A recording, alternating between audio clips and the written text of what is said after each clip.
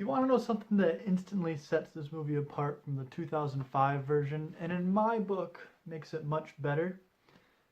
King Kong did not play with somebody as a pet, and they didn't devote 45 fucking minutes to that storyline.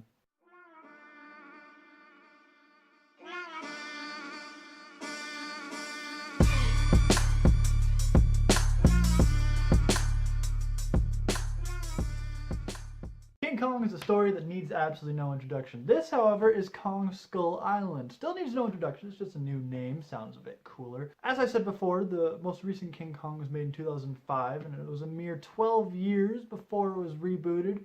At first I was a little upset, but then I remembered that there's like 150 reboots of King Kong and different adaptations of King Kong out there, so it's okay.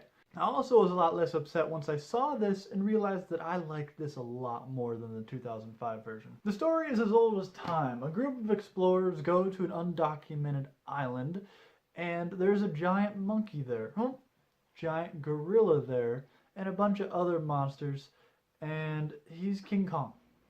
That's it. That's kind of the story. You can play it any way you want. The way they played it was they tied it into Godzilla, so with Monarch wanted to go to this island to explore it, to document it. That's led by John Goodman. They take along some military folk during the Vietnam days, and while they're there, there's King Kong. See?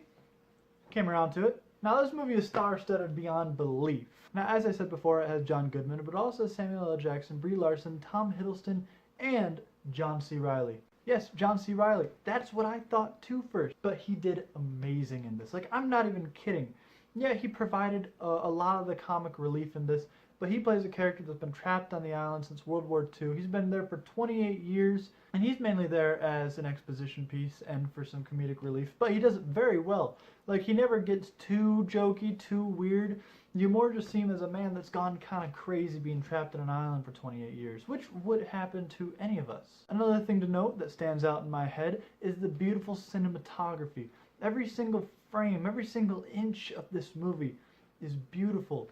It doesn't matter if they're throwing palm trees through helicopters.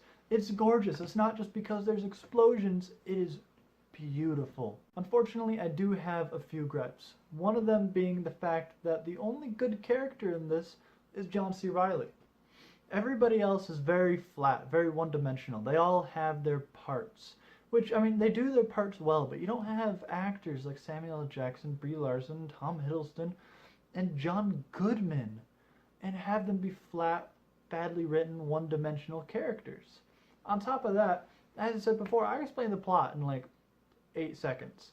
Now, it's still a good movie, but there's not much depth to it. Now, I've seen a lot worse movies. There's a lot more worse action movies that you turn off your brain in order for it to be good, like Transformers, Fast and the Furious. This is definitely not one of those. This is actually a good, well-made movie.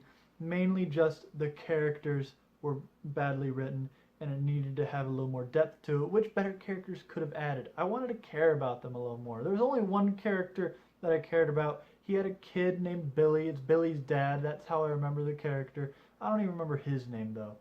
So, actually now that I think about it, I don't remember any of the names. But that's not much of a gripe. It's a good action movie. It's a good King Kong movie.